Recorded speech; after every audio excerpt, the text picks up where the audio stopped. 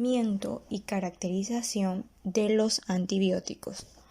Los antibióticos son sustancias químicas que son producidas por los semirreductor de óxido metálico que matan o inhiben el crecimiento de otros semirreductor de óxido metálico. También los antibióticos son metabolitos secundarios químicos.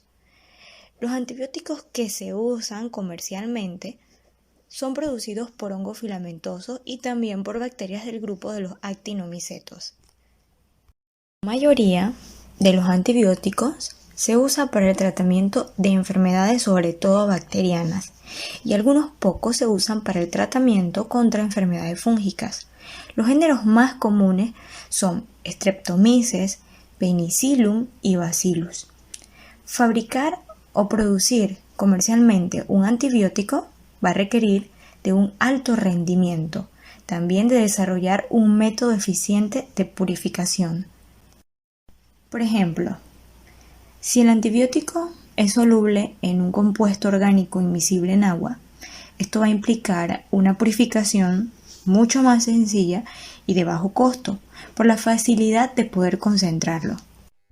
Pero en tal caso de que el antibiótico no sea soluble en algún disolvente, entonces hay que separarlo por 3 casos.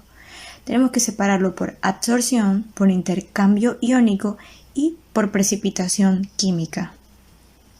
El objetivo de todos estos pasos es que podamos obtener un producto cristalino de elevada pureza, lo que significa que para obtener cepas con altos rendimientos, el químico debe obtener cepas que no produzcan impurezas indeseables o también debe desarrollar métodos para eliminarlas. La forma tradicional por la que se descubren nuevos antibióticos consiste en el rastreo o screening. Esto consiste en aislar un gran número de posibles semirreductor productores de antibióticos con el objetivo de ensayar la producción de antibióticos viendo si estos producen cualquier sustancia que sea difusible y que pueda inhibir el crecimiento de ciertas bacterias representativas de patógenos bacterianos que son usadas como control en el test. Aquellos aislamientos que sean candidatos de la producción de antibióticos se estudian posteriormente con el fin de saber si los antibióticos que se están produciendo o que se van a producir son nuevos o no.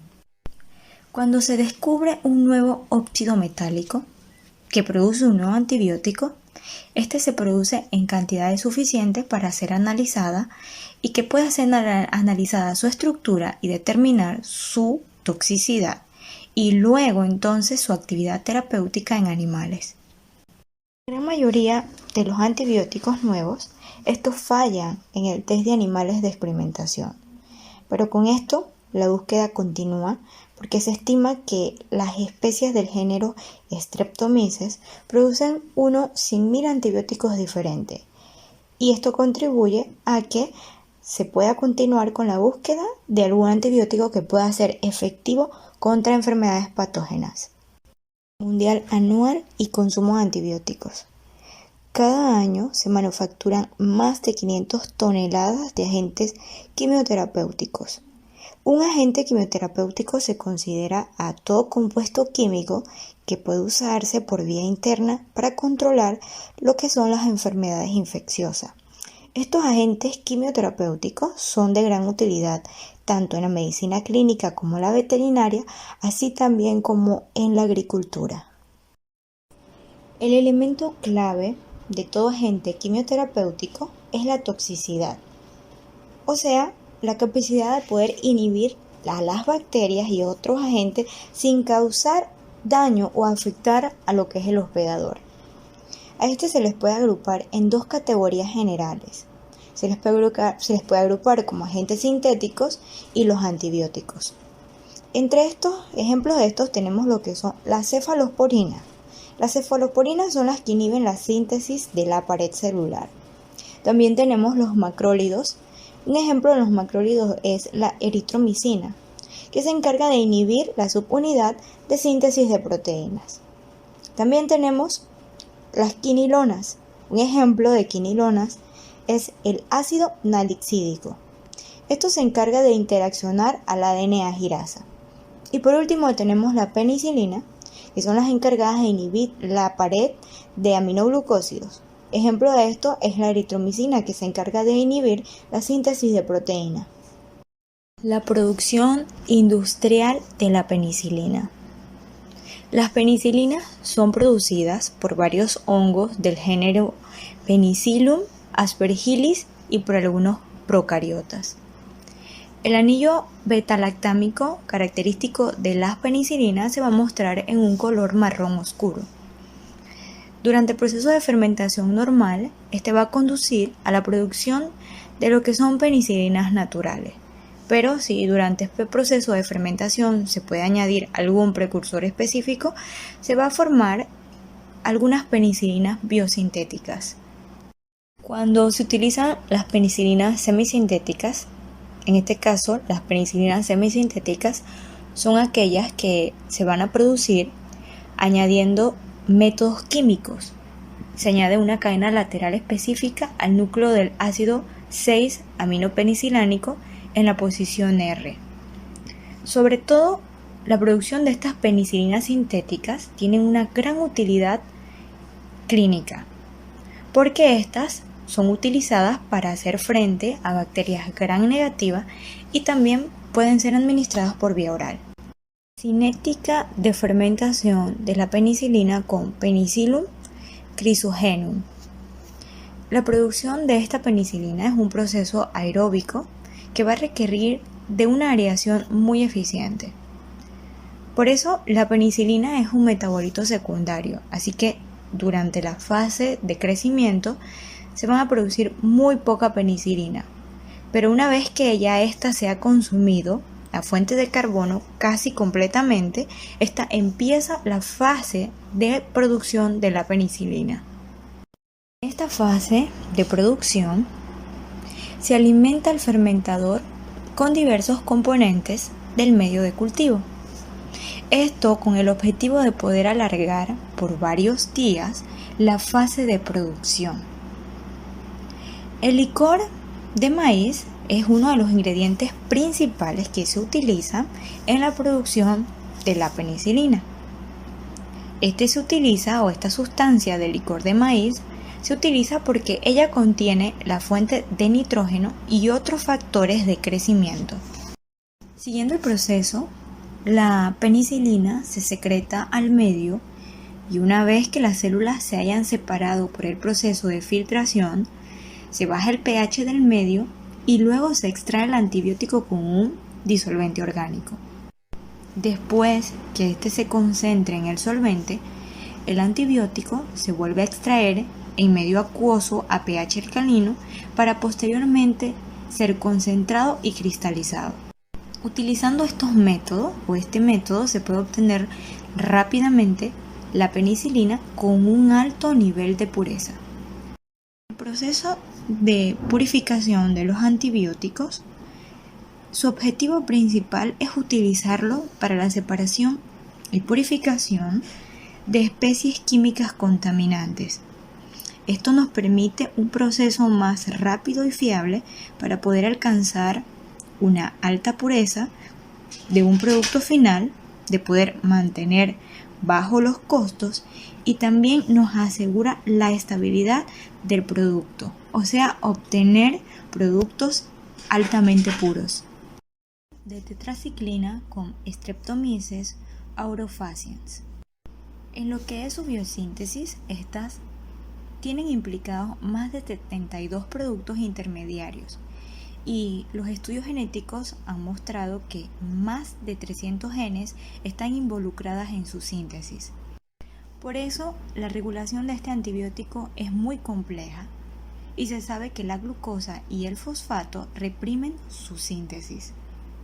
Esta se utiliza como materia prima el licor de maíz. Es tal parecido al caso de la penicilina, pero en este caso la fuente de carbono es la sacarosa en lugar de la lactosa. Por eso se evita el uso de glucosa porque esta puede causar una represión por catabolito en lo que es la producción del antibiótico. Industria de tetraciclinas. Estas se producen mediante un proceso químico a través de clortetraciclina. También se producen en medios de cultivo libres de cloro. También se producen por medio de fermentación añadiendo medios de cultivo inhibidores de cloración, como por ejemplo la tiourea. También se utilizan mutantes bloqueados en la reacción de cloración. Las vitaminas producidas por microorganismos a escala industrial. Las vitaminas producidas por microorganismos tenemos lo que es la vitamina B12, que es una cobalamina. Tenemos la vitamina B2, que es la riboflavina. La gran mayoría de las vitaminas se sintetizan por métodos químicos, pero en algunos casos estas tienen una estructura muy complicada y por eso se obtienen por procesos biocatalíticos, como por ejemplo la vitamina B12 y la riboflavina o vitamina B2. Hay una deficiencia importante de vitamina B12, se produce una enfermedad llamada anemia perniciosa, que esta se caracteriza por la baja producción de eritrocitos y alteraciones en el sistema nervioso. Los requerimientos de esta vitamina por los animales se realiza a través de la dieta o por la absorción de la vitamina producida por los organismos que colonizan el intestino de los animales. Que las plantas no producen ni utilizan la vitamina B12, así que por eso el rendimiento de esta vitamina se va a incrementar mucho utilizando cepas sobreproductoras del género Pionibacterium o Pseudomonas y añadiendo cobalto al medio de cultivo. Lo que es la vitamina B2 o la riboflavina es una coenzima muy importante y es sintetizada por muchos semireductor de óxido metálico. El hongo Ashbaya gossypii produce en forma natural cantidades enormes de esta vitamina B12. Los aminoácidos utilizados en la industria alimentaria. Los aminoácidos tienen muchos usos en la industria alimentaria, y no solo en la alimentaria, sino que también en la medicina, y también se utilizan como precursores de la industria química. El aminoácido más importante comercialmente es el ácido glutámico, que se utiliza para aumentar el sabor. Los aminoácidos que son importantes son el ácido aspartático y la fenilalanina, que son ingredientes en lo que son edulcorantes artificiales. También son utilizados como ingredientes en lo que son las bebidas bajas en calorías y en otros productos sin azúcar. La gran mayoría de estos aminoácidos se pueden producir por síntesis química. Esta última da como resultados las formas L y D. Si necesita la forma L, que es bioquímicamente importante, entonces va a ser necesario aplicar un método de fabricación enzimático o microbiológico. Entonces, la producción microbiológica de los aminoácidos puede hacerse mediante el proceso de la fermentación directa, en el cual consiste en que un microorganismo produzca el aminoácido en un proceso estándar de fermentación o mediante una síntesis enzimática, donde el organismo es la fuente de una enzima, entonces se utiliza en el proceso de producción de la biosíntesis de aminoácidos. La síntesis de los aminoácidos se lleva a cabo a través de varias etapas o una serie de etapas en las que pueden intervenir distintas enzimas a partir de precursores de la vía glucolítica o del ciclo del ácido tricarboxílico. Su regulación se efectúa por retroalimentación, o sea que la primera etapa es enzimática, única para una vía biosintética de un determinado aminoácido que suele estar sometida a una inhibición por una retroalimentación por el producto final de esa vía. Así, al aumentar la concentración de un determinado aminoácido, se va a inhibir lo que es la actividad de la enzima que va a conducir a la biosíntesis de ese aminoácido, lo que da como un resultado una reducción en la síntesis.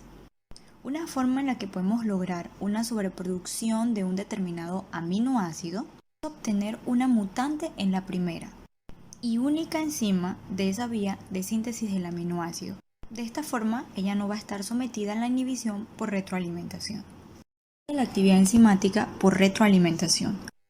Esta inhibición de retroalimentación se observa principalmente en la regulación de las rutas biosintéticas complejas, como las rutas implicadas en la síntesis de un aminoácido o de una purina. Estas rutas requieren muchas etapas enzimáticas y el producto final, el aminoácido o nucleótido, va a estar separado del sustrato inicial por muchas etapas.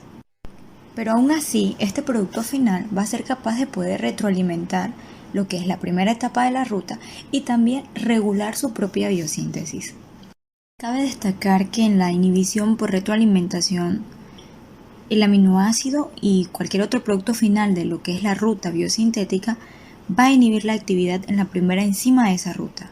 Y esto se debe a una propiedad de la enzima inhibida conocida como alosterismo, lo que significa que una enzima alostérica tiene dos sitios de una unión importante: el sitio activo, en donde se une el sustrato, y el otro es un sitio alostérico en donde se va a unir reversiblemente el inhibidor llamado a veces efector. Cuando este inhibidor se une, por lo general, no covalentemente, el sitio alostérico va a ser conformado por una molécula de enzima que cambia. De esta manera, el sustrato deja de unirse eficientemente al sitio activo. Los aminoácidos producidos para la industria es la lisina, utilizando Brevibacterium flavum. Este aminoácido es esencial para el hombre y es utilizado como aditivo alimentario. Este se produce comercialmente utilizando la bacteria Brevibacterium flavum. La síntesis de esta es estrictamente regulada. Para poder lograr obtener los aminoácidos en una forma económica, es necesario obtener cepas sobreproductoras, o sea, que no sufran el fenómeno general de inhibición por retroalimentación. Producción de ácido glutámico. Un factor que llega a ser muy importante para el proceso de producción comercial de un aminoácido es poder conseguir la excreción del mismo al medio de cultivo, que por lo general los organismos no excretan los metabolismos indispensables como los aminoácidos.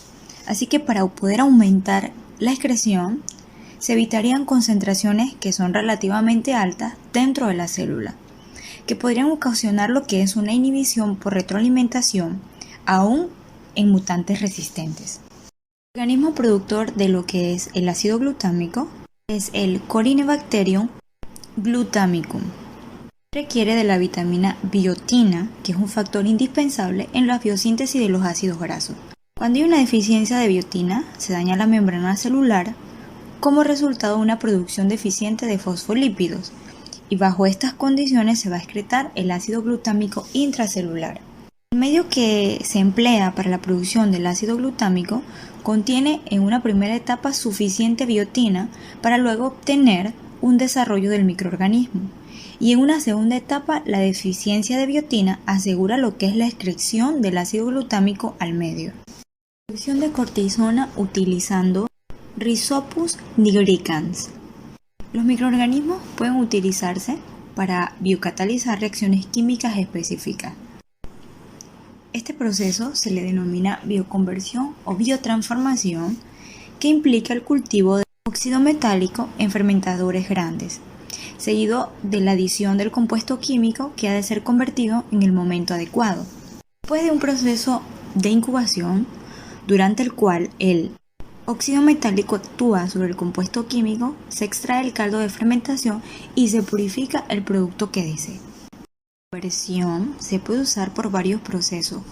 Su principal utilización industrial ha sido la producción de algunas hormonas esteroides. La bioconversión microbiana solo, la primera reacción, es una bioconversión microbiana típica. Esta oxidación altamente específica es realizada por el hongo Rhizopus nigricans y omite una difícil reacción química, así que todos los otros pasos se realizan químicamente. Más para las industrias. Las enzimas extracelulares o exoenzimas se van a secretar al medio de cultivo y son capaces de digerir polímeros insolubles como la celulosa, las proteínas, el almidón. Los productos de digestión son transportados al interior de la célula, donde se van a utilizar como nutrientes para el crecimiento. Algunas de estas exoenzimas se utilizan en las industrias alimentarias, como también en las lácticas, en la farmacéutica, y también se utilizan en las industrias textiles, y se producen grandes cantidades por síntesis microbiana. Que las enzimas son biocatalizadores especialmente útiles porque a menudo actúan en grupos funcionales químicos que son únicos.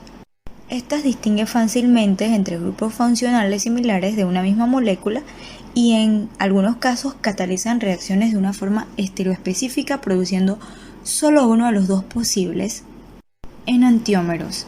Por ejemplo, el azúcar. Se utilizan las proteasas, amilasas y jarabes ricos en fructosas. Las enzimas que más se producen comercialmente son las proteasas. Estas se usan como un aditivo en los detergentes para lavar la ropa. La mayoría de los detergentes que se utilizan actualmente contienen proteasas, amilasas, lipasas, reductasas, entre otras enzimas. Muchas de estas enzimas se aíslan de bacterias alcalófilas del género Bacillus.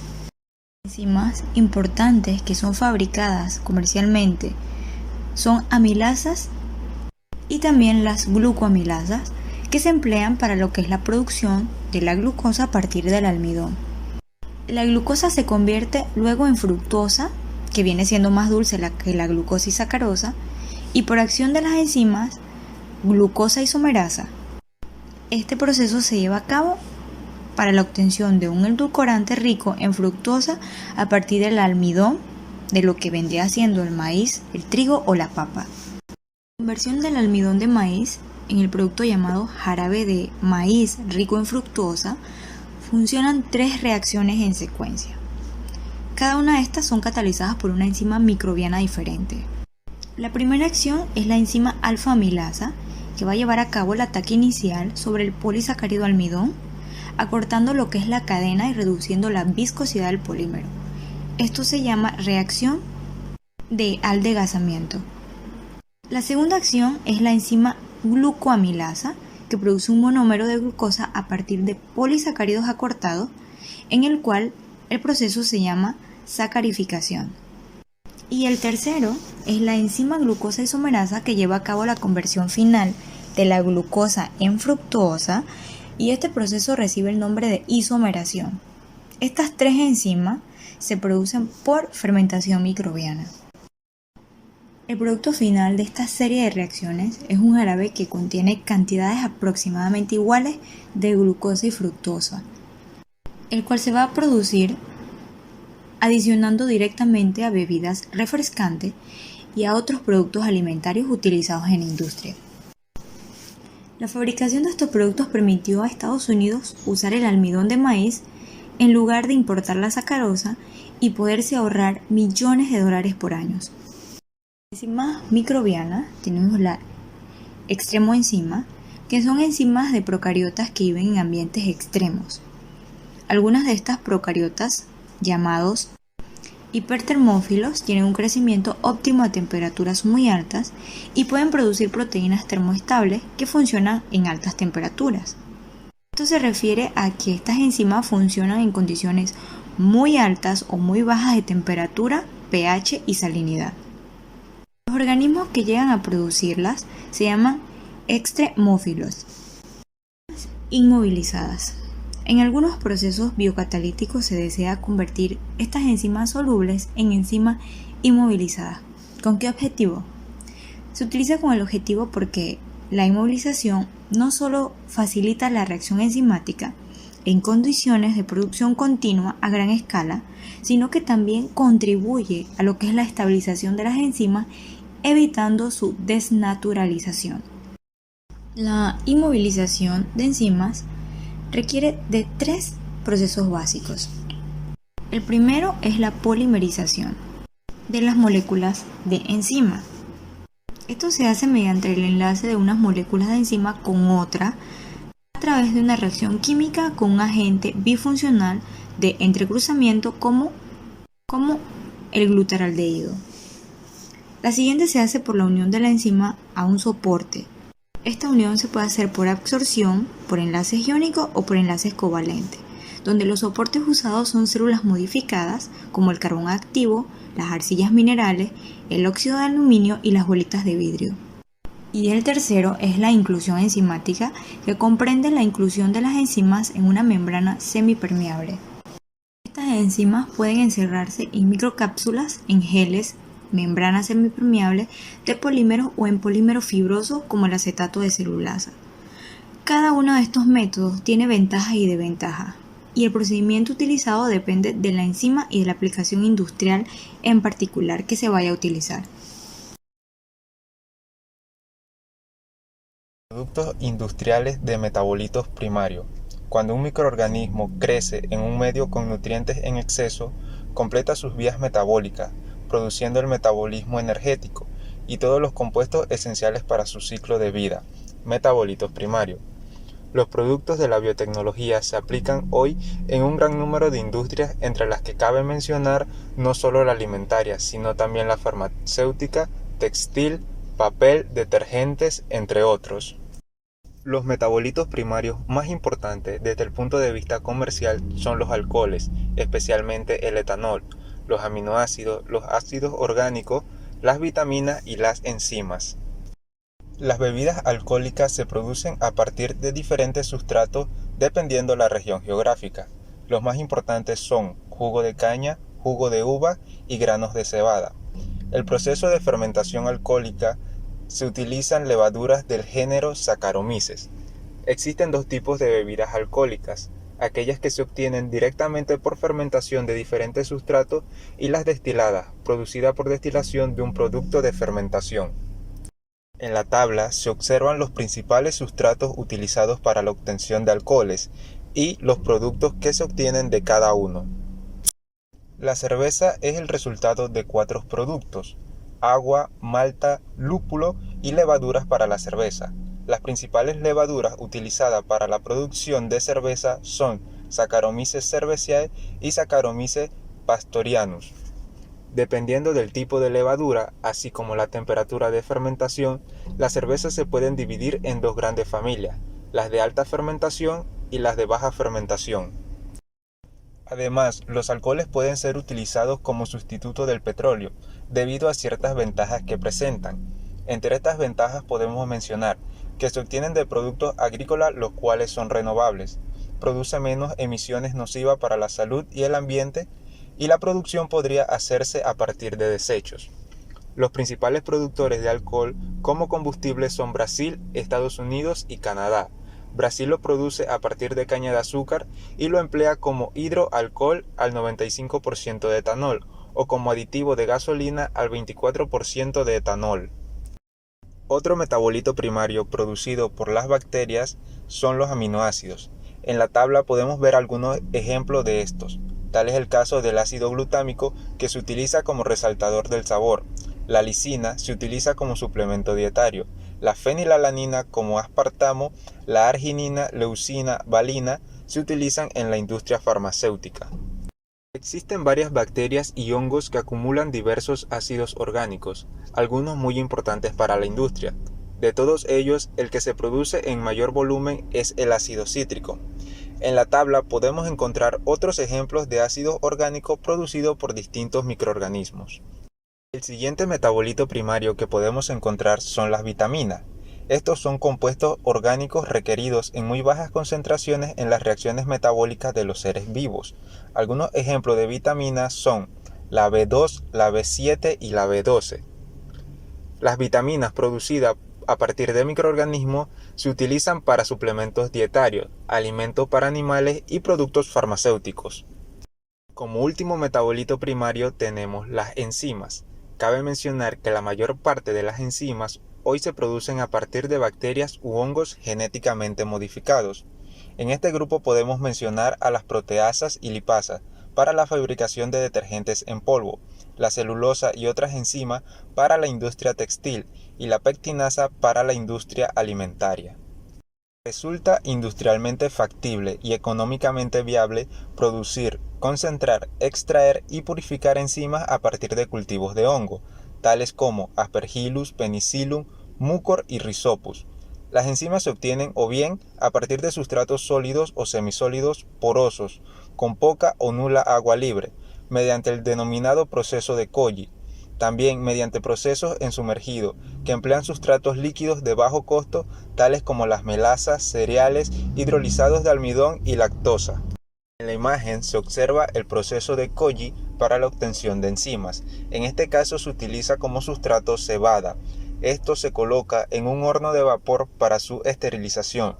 Luego se inocula con hongos del género Aspergillus y se incuba por 24 horas. De esta forma se obtienen las enzimas. Los ácidos orgánicos son ampliamente usados en la industria alimentaria como acidulantes, preservantes, saborizantes o en forma de ingredientes químicos. Pueden obtenerse por vía microbiológica, la síntesis química o mediante su extracción a partir de productos naturales. Los aminoácidos se usan especialmente en la alimentación como saborizantes, antioxidantes, complemento nutricional, entre otros, así como en algunos productos de cosmética y la industria farmacéutica. Sustratos utilizados para la obtención de aminoácidos están los hidrolizados de proteína y la fermentación microbiana. Los hidrolizados de proteína, sustancias que han sido sometidas a un proceso de hidrólisis para obtener una proteína predigerida con alta concentración de péptidos. El hidrolizado de proteínas, a pesar de ser poco rentable, es la única forma de obtener cisteína, cistina, leucina y tirosina. La fermentación microbiana. Se utilizan microorganismos como Corynebacterium y algunas cepas mutantes de Escherichia coli, las cuales degradan sustratos baratos tales como la glucosa, hidrólisis de almidón, melasa y sueros lácteos. Función de los ácidos orgánicos en la industria alimentaria. Primero, los ácidos orgánicos son ampliamente utilizados en la industria de los alimentos como sustancias aditivas. Además, como agentes de transformación se agregan para controlar la alcalinidad de muchos productos. La acidez de los ácidos orgánicos reduce el pH hasta un punto que imposibilita o limita mucho el crecimiento y la multiplicación de microorganismos patógenos e indeseosos. También se pueden utilizar como conservantes, ya que estos pueden actuar como agentes antimicrobianos frente a los antioxidantes. Si bien no son antibióticos, son capaces de inhibir o impedir el crecimiento y la proliferación de bacterias patógenas, así como de hongos y levaduras no deseadas. Producción industrial de los ácidos orgánicos. Los sistemas de fermentación para la producción de ácidos orgánicos constituyen un creciente campo de la biotecnología industrial. Los ácidos orgánicos, como el ácido láctico, acético, cítrico, pueden considerarse precursores químicos en procesos de producción de especialidades químicas. Los sistemas microbianos de producción fermentativa, los procesos de recuperación y purificación son las principales áreas de interés industriales para la producción de estos ácidos orgánicos. Ácido cítrico. Hasta 1920, la mayor exigencia del mismo era satisfecha primariamente por la extracción a partir de limones. Luego, comenzó a investigarse su obtención a través de la fermentación de medios azucarados. El ácido cítrico constituye el ácido orgánico más importante, ya que solo se obtiene por vía microbiológica, y es el más utilizado a nivel mundial, lo que incrementa su demanda año por año. Industrialmente, se obtiene por fermentación de distintas materias primas, especialmente la melaza de caña de azúcar o la remolacha. Bioquímica de la producción de citrato por Aspergillus. El ácido cítrico es un producto normal del metabolismo de prácticamente todos los organismos aerobios, ocupando un lugar clave en uno de los mecanismos de producción de energía.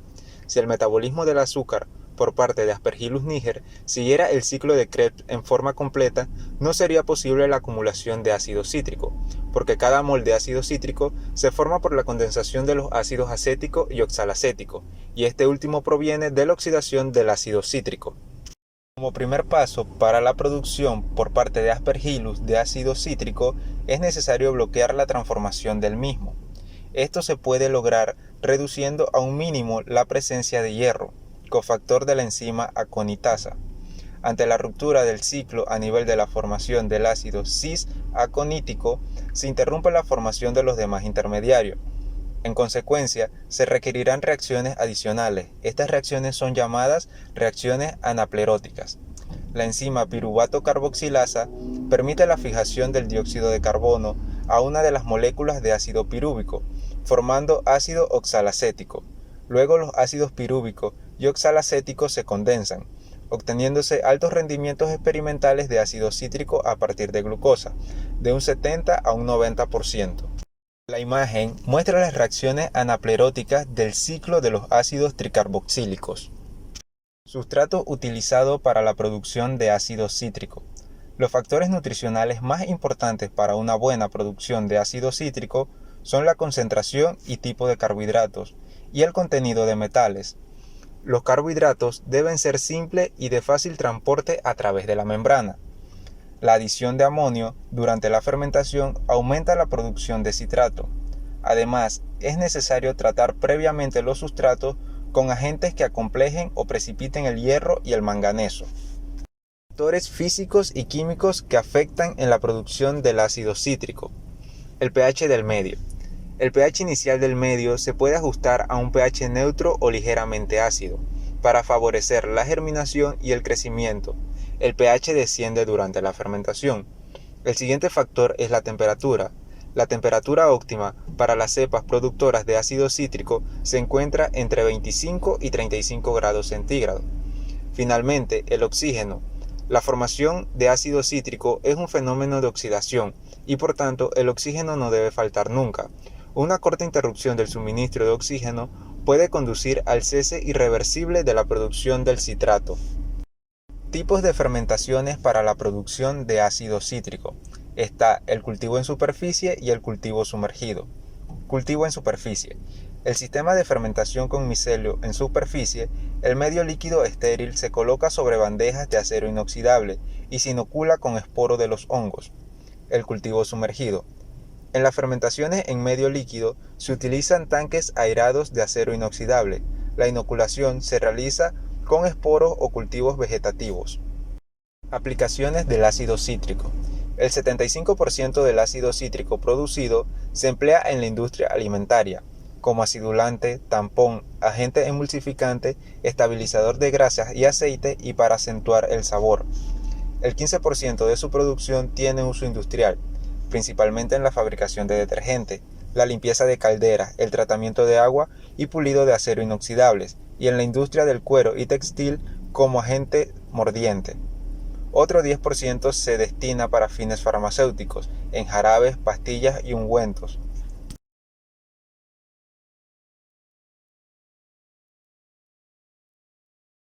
Ácido glucónico.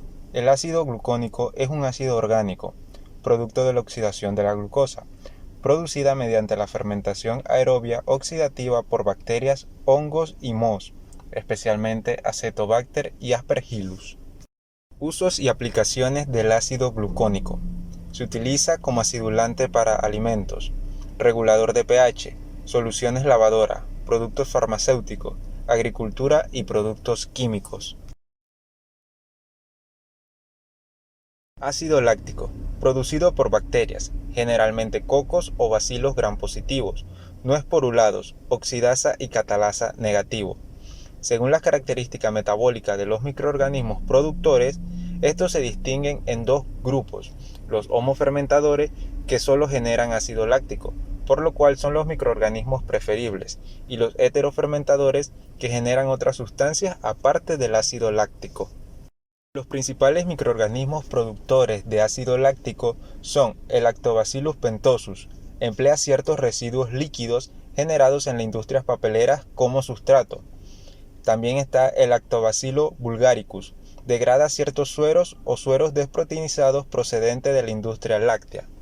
El ácido láctico puede además ser producido en mayor o menor proporción por bacterias que no suelen incluirse en el grupo láctico. Tal es el caso de los Bifidobacterium, algunas especies de Bacillus, Clostridium, Microbacterium y bacterias entéricas como la Escherichia coli y Enterobacter cloacae. El ácido láctico y sus derivados, como algunas sales, son empleados en la industria alimentaria, química, farmacéutica, textil y agricultura. Se utilizan como acidulantes, conservantes, controladores de pH y producción de pinturas. Ácido acético. Los azúcares presentes en ciertas frutas, tales como las uvas, son fermentados para obtener vinos.